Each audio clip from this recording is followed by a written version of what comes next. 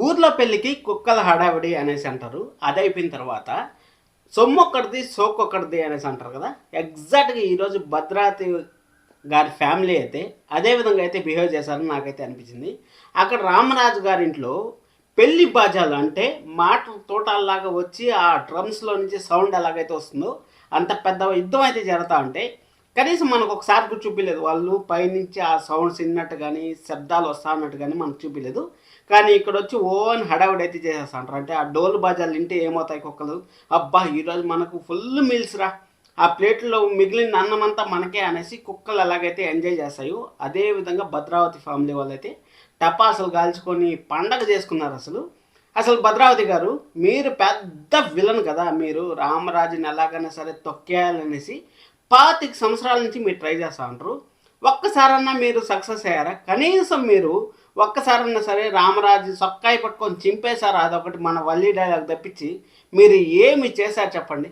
ఏమి చేయలేదు ఇంతవరకు. మీరు జస్ట్ ఓ అనేసి వచ్చి లలలలలా అని కుక్కల్లాగా అరిసేసి మళ్ళీ వెళ్ళిపోయేసి ఆ ఇంట్లోకి వెళ్ళిపోయేసి గడ్డి పెట్టుకునేస్తారు.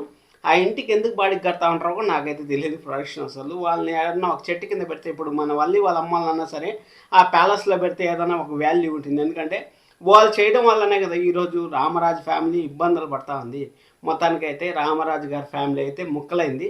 చాలా రోజుల తర్వాత దాదాపు చాలా రోజులు అయిందిలేండి. నేను ఒక 6, 7 సంవత్సరాలు కూడా ముందు చూడలేదనుకుంటాను. ఎప్పుడో సినిమాల్లో చూస్తా ఉన్నాను. అడ్డు లైన్ వేసేది. అంటే ఆ పక్క ఒక సంసారం, ఈ పక్క ఒక సంసారం, మామ, అలాగే చిన్న కొడుకు, చిన్న కోతలు అందరూ ఒక సైడ్ ఉంటే, ఒక హీరో, హీరోయిన్ మాత్రం ఒక సైడ్ అయితే ఉంటారు. అక్కడ అత్త అయితే ఖచ్చితంగా వీళ్ళ ఫ్యామిలీలోనే ఉంటుంది. కానీ మామ మాత్రం నా మాట జవదాటకూడదు అనేసి మామ అయితే అక్కడ కండిషన్స్ అయితే పెడతా ఉంటారు కాబట్టి ఇక్కడైతే మొత్తానికైతే ఇంట్లో అయితే ఒక లైన్ అయితే గీశారు. అంటే సాగర్ భాగానికి వచ్చే అంతా ఒక లైన్ గీసి మీరు ఎక్కడే సంసారం చేసుకోండి అనేసి మన వల్లి మేడం గారు అయితే రామరాజు గారి పొజిషన్లో అయితే నిలిచి తీర్పు అయితే ఇచ్చారని మనకైతే అర్థమైంది. అసలు కుక్కల హడావిడి దాని గురించి తర్వాత మాట్లాడదాం. అసలు ఎపిసోడ్లో ఏం జరిగింది, ఎవరిది తప్పు, ఇక్కడ మొత్తం మూల కారణానికి ఎవరిది తప్పు అనేసి మనం అయితే డిస్కషన్ చేద్దాం. ఎందుకంటే మీకు కూడా కన్ఫ్యూజన్ ఉంటుంది కదా, రామరాజ్ తప్ప, మన సాగర్ది తప్ప, లేకపోతే వాళ్ళ మామగారిది తప్ప, నర్మదా తప్ప, ఈ వల్లి వాళ్ళ అమ్మలది తప్ప, ఎవరిది తప్పు, భద్రావతి వాళ్ళు కుక్కల హడావిడిలాగా ఎందుకు చేస్తూ ఉంటారు అనే దాని గురించి ఈ వీడియోలో అయితే డిస్కషన్ చేద్దాం. వీడియోని అయితే చివరి వరకు చూడండి, లైక్ చేయడం అసలు మర్చిపోద్దండి, అలాగే సబ్స్క్రైబ్ చేసుకోవడం కూడా అసలు మర్చిపోద్దండి. ఫ్రెండ్స్ మొత్తానికి అయితే మన సాగర్ అయితే గట్టి ప్రయత్నం అయితే చేశాడు. గట్టి ప్రయత్నం చేసి ఆ 5 లక్షలు అయితే మాంగారి దగ్గర నుంచి తెచ్చి వాళ్ళ నాన్నకైతే కొట్టేశాడు.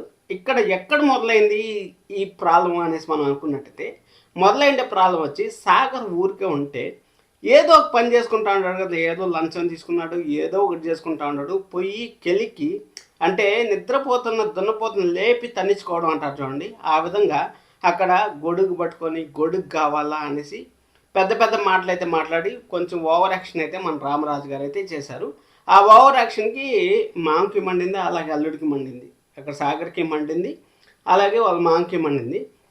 మామ ఏం చేయలేడు కదా, కూతురు సపోర్ట్ లేకుండా మామ ఏం చేయలేడు కాబట్టి మామ అయితే సైలెంట్ అయిపోయాడు. సైలెంట్ అయిపోతే ఇక్కడ మన బల్లి ఉంది కదా, బల్లి బండారం ఆడ బయటపడుతుందో అనేసి ఇన్ని రోజులు అయితే బల్లి చదువుకోలేదు, బల్లి చేసే మోసాలన్నీ బయట పెట్టేస్తారేమో అనేసి అనుకున్నాం. కానీ బయట పెట్టిన తర్వాత మామూలు చుక్కలు చూపించలేదు. అక్కడ చెంప దెబ్బలకి చెంపలు వాసిపోయి ఊదిపోయినాయి అసలు వాళ్ళవి. అలాంటి రియాక్షన్ల తర్వాత మళ్ళీ వాళ్ళైతే అగైన్ ఫైర్ అయితే చూపిస్తూ ఉంటారు మన నర్మదా పైన. అయితే నర్మదాకి డౌట్ అయితే వచ్చింది, వల్లి ప్రెగ్నెన్సీలో ఎక్కడ మెలుకుంది, ఒకసారి పెద్ద హాస్పిటల్కి పోయి చూపించామంటే ఏదో ఒకటి బయటపడుతుంది కదా అనేసి ఈ వల్లి అయితే ఫోన్ చేసి వాళ్ళ అమ్మకి అయితే ఇన్ఫర్మేషన్ అయితే ఇచ్చింది. అమ్మ కొంప మునిగిపోతుంది, మనం ప్రెగ్నెంట్ కాదని తెలిసిపోయింది అనుకో, మా ఆయన ఇన్ని సైలెంట్గా తెచ్చి ఇంటికాడైతే వదిలేస్తాడు, ఇప్పుడు నేను డైరెక్ట్గా నా శవాన్ని మీ ఇంటికి పంపిస్తాడు అనేసి మన వల్లి అయితే వాళ్ళ అమ్మలకి అయితే చెప్పింది. మన అమ్మోళ్ళు పోయేసి వాళ్ళ అమ్మోళ్ళు పోయేసి అక్కడ ఆడైతే కీ ఇవ్వాలో ఆడైతే కీ ఇచ్చి వదిలిపెట్టారు. అంటే మన సాగర్ వాళ్ళ ఆనందరావు గారు ఉన్నారు కదా, ఆనందరావు దగ్గర అయితే పోయి కీ అయితే ఇచ్చి పెట్టారు. ఇచ్చి వదిలిపెట్టిన తర్వాత ఆ కీని అసలు గవర్నమెంట్ ఎంప్లాయీ అనేసి అంటారు. అదే నేను ఇందాక ఒక రీల్ చూశానబ్బా, డబ్బుండే వాళ్ళు తెలివైన వాళ్ళు అనుకుంటాం కానీ తెలివైన వాళ్ళు కాదు, అదృష్టవంతులు అనేసి నాకు ఒక రీల్ అయితే నాకు ఇప్పుడే ఇన్స్టాగ్రామ్లో చూసాను. ఈ వీడియో చేసిన దానికన్నా ముందు ఎగ్జాక్ట్గా అదే అనిపించింది. ఎట్టో ఒకటి గవర్నమెంట్ జాబ్ అదృష్టం కొద్దీ వచ్చేసింది అనుకో, ఆ అదృష్టాన్ని కనీసం తెలివితో ఆలోచించాల్సిన లేదా? ఒరే వీళ్ళు చెప్తా ఉంటారు మాట, వీళ్ళ మాట మనం ఎలా నమ్మాలి, వీళ్ళే అసలు ఫ్రాడ్లు, వీళ్ళ మాట ఎలా నమ్మాలి అనేసి కనీసం అంటే కనీసం 1% అన్న ఆలోచించే పని లేదా? ఎలా ఆనందరావు గారు ఎలాగండి? కన్నామా పుట్టిన దేశానికి ఏం ఉపయోగం చెప్పండి? అలా ఉంటే అలా ఆనందరావు గారు సరే అనేసి మొత్తానికైతే మన ఆనందరావు అయితే ఎవడ్రా నన్ను అనింది, ఎవడ్రా నన్ను పొడిచింది అనేసి మొత్తానికైతే మన సాగర్ని అయితే ఉసుగొల్పి నీ 5 లక్షలు, నీ 5 లక్షలు రామరాజు గారికి కూడా తప్పు ఉందా లేదా అని మాట్లాడతాం. ఇక రామరాజు గారు పొల్లేస్తేనే కదా, అగ్గి రాజేస్తేనే కదా ఆ అగ్గికి ఆజ్యం పోసినారు. వీళ్ళు పోయేసి ఎవరు మన బల్లి వాళ్ళ అమ్మగారు పోయేసి భాగ్యం గారు పోయేసి భాజ్యం పోసారు. ఆజ్యం పోసే ముందు మన సాగర్ ఇంకా ఎక్కిపోయాడు కాబట్టి మాట్లాడతాను, దాని గురించి కూడా మాట్లాడతాను. మొత్తానికి అయితే వచ్చి పెద్ద యుద్ధం అయితే చేస్తారు. సాగర్ వచ్చి ఆ డబ్బులు ఇసురు కొట్టి ఏదోదో చేసినాడు. ఏదోదో చేస్తే మొత్తానికైతే అక్కడ ఆనందరావు గారు వచ్చి అసలు నువ్వు కానీ ఇంట్లోంచి బయటకు అంటే నీకు చిల్ల గవ్వ దొరకదు అనేసి పెద్ద పెద్ద మాటలు అయితే మాట్లాడారు. పెద్ద యుద్ధాలే జరిగాయి. ఆ పెద్ద యుద్ధాలు జరిగేటప్పుడు కనీసం మనం భద్రావతి గారు సౌండ్ పెట్టి సంతోషపడి ఉంటే బాగుండేది. కానీ ఇక్కడ అంతా జరిగిపోయిన తర్వాత అంతా శాంతి అయిపోయింది, ఏం ప్రాబ్లం లేదని నాకు వచ్చి టపాసులు టపాటపా అని టపాసులు కలిస్తే ఊర్లో పిల్ల కుక్కలు హడావుడే అనేసి అంటారు కదా, అలాగే సొమ్ము ఒకటిది సోకు ఒకటిది అంటే ఎవడు సొమ్ము తీసుకుపోయేసి నువ్వు పోయి పౌడర్లు రాసుకొని నన్ను అందంగా ఉండానా, నేను బాగుండానా అని చూపించుకుంటే ఎలా భద్రావతి గారు? మీ పవర్ ఏమైంది భద్రావతి గారు? మీ పవర్ చూపించండి భద్రావతి గారు. అక్కడ ప్రేమ ఏందో చెప్తా అంటా ఉంది. మన ధీరజ్ అయితే ప్రతిసారి ఆపుతా ఉన్నాడు. ఇంకొకసారి కానీ లేపుకెళ్ళి పెళ్లి చేసుకున్నాడంటే అత్తయ్య నీకు బాగుండదు అత్తయ్య అనేసి మన ప్రేమ అంటా ఉంటే మన ధీరజ్ వచ్చి ప్రేమ నువ్వేం మాట్లాడుతున్నావు, ఆగు ఆగు ఆగు. ధీరజ్ ఇన్ని మాటలు చెప్తా ఉంటాడు కదా వాళ్ళ అన్న గురించి. ఇక్కడ ధీరజ్ చేసేది మాత్రం ఏంది? ధీరజ్ చేసేది ఏం చెప్పండి? రామరాజు గారు చేసేది ఎంత పెద్ద మిస్టేక్.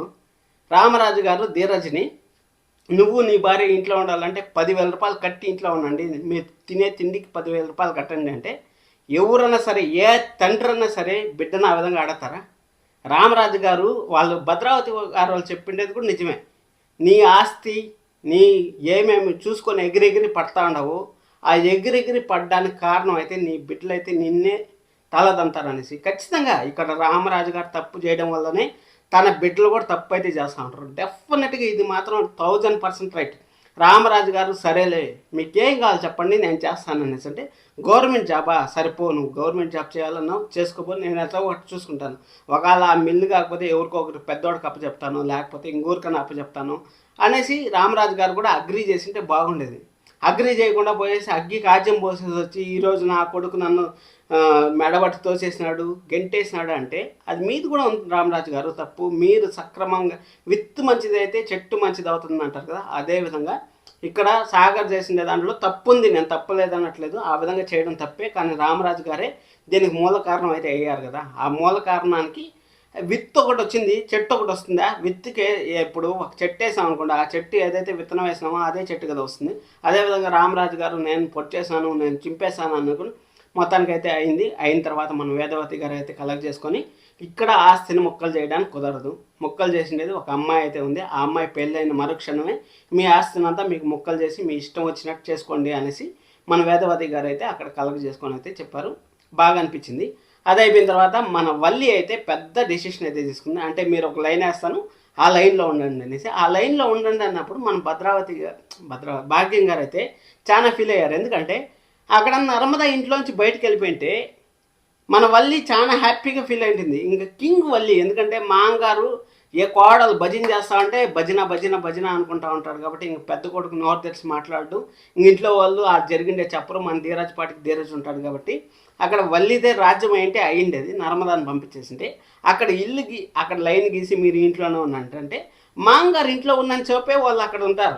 మాంగారు ఇల్లు దాటిన తర్వాత అత్త కోడలు ప్రేమ ధీరజ్ మొత్తం మామగారు సాగర్కి మధ్య గొడవ, మిగిలిన ఊరికి గొడవ లేదు, అందరూ ఒకటైపోతారు. ఒకటైపోయిన తర్వాత బల్లిని మళ్ళీ బల్లి చేస్తారు. వెయిట్ చేయి బల్లి, నువ్వు చేసుకుని నువ్వే నేను ఎత్తి చెత్తేసుకుంటే ఎవరు మాత్రం ఏం చేస్తారు చెప్పండి. అందుకోసం అనేసి వాళ్ళ అమ్మ అయితే ఫుల్ ఫ్రస్ట్రేషన్ అయితే ఉంది. ఏమే పిచ్చిదానా, నీకు వచ్చిన అవకాశాన్ని నువ్వు ఎందుకు లైన్ గీయండి తొక్కగేయండి అనేసి మాట్లాడావు. ఇప్పుడు చూడు మన నెత్తిని మనమే చెత్తేసుకున్నట్టు పరిస్థితి క్రియేట్ చేసుకున్నావు. వాళ్ళు ఇంట్లోనే ఉంటారు, మీ మామ అటు బయట వెళ్ళగానే మళ్ళీ వాళ్ళంతా కలిసిపోయి నీ పైన మినీ యుద్ధం అయితే చేస్తారు, ఏం చేయబోతావు అనేసి అడుగుతూ ఉంటారు. భద్రావతి గారు నాదొక చిన్న సలహా, మీరు కనీసం ఆ ధీరజ్ని కార్ తీసుకున్నారు ఏమైందో కనుక్కోరా అనేసి తమ్ముడికి చెప్పారు కదా, ఆ తమ్ముడు ఎంతవరకు చేశారో కొంచెం ఆలోచించండి. ఎందుకంటే మా రామరాజు గారికి ఒక కొడుకు చేసిండే ప్రాబ్లమే గుర్తొస్తుంది కదా, రెండో కొడుకు చేసిన ప్రాబ్లం కూడా తొందరలో గుర్తు రావాలి. అప్పటికన్నా రామరాజు గారికి బుద్ధొచ్చి కొడుకుల్ని ఎలా చూసుకోవాలి అంటే, ఏదైనా ప్రాబ్లం ఉంటే కొడుకులు పోయి నాన్నకు చెప్పేలాగా, అంటే నాన్న నువ్వు ఉండడానికి 10,000 రెంట్ కట్టు అనేసి మాట్లాడకుండా, అలాగే పోయేసి ఏదో వాళ్ళకి ఇష్టం వచ్చిన పని చేసుకుంటా అంటే ఆ పని పైన పోయి నీళ్ళు చల్లడం, బురద చల్లడం లాంటి పనులు చేయకుండా ఉండాలంటే ఖచ్చితంగా మీరు ఏదో ఒక ఇంపాక్ట్ అయితే క్రియేట్ చేయాలి. ఆ ఇంపాక్ట్ క్రియేట్ చేస్తే ఆటోమేటిక్గా రామరాజు గారు అక్కడ లైన్లోకి వచ్చి బిడ్డలకి ఏం కావాలంటే అది చూసుకుంటారని మనకైతే తెలిసింది. రామరాజుని కూడా మొత్తానికి మోసం చేస్తూ ఉంటారు, హోల్ ఫ్యామిలీ అయితే మోసం చేస్తూ ఉంటారు. ఇక్కడ వల్లి చేసిండే ఫ్రాడ్లు దాచిపెట్టారు. అలాగే వల్లి ఇప్పుడు ప్రెగ్నెన్సీ విషయం కూడా వల్లి దాచిపెడతా ఉంది. అది అయిపోయిన తర్వాత మన వేదవతి గారు ప్రేమ ధీరజ్ పెళ్లి విషయంలో దాచిపెట్టారు. ఆ పెళ్లి వల్ల ఎన్ని గలాటలు జరుగుతుంటాయి, గోల్డ్ ఎంత ప్రాబ్లం జరుగుతుందో అవన్నీ దాచిపెడతా ఉంటారు. ఆఖరి కట్టుకున్న భార్యను రామరాజు గారిని మోసం చేస్తుంది, కన్న బిడ్డలు మోసం చేస్తూ ఉంటారు. రామరాజు గారు కూడా అట్టే బిహేవ్ చేస్తూ ఉంటారు. మొత్తానికైతే ప్రతి ఒక్కరిది తప్పు ఉంది మనం చూసుకున్నట్టయితే. మొత్తానికైతే నేనైతే చాలా రోజుల తర్వాత సీరియల్లో ఒక లైన్ గీసి ఆ లైన్లో సంసారం ఒక చదరంగం అనే మనం సినిమా అయితే చూడబోతున్నాం. రేపటి నుంచి మంచి ఎపిసోడ్స్ అయితే వస్తాయి. ఖచ్చితంగా సబ్స్క్రైబ్ చేసుకొని లైక్ చేయడం అసలు మర్చిపోతాను. Thank you so much, love you all.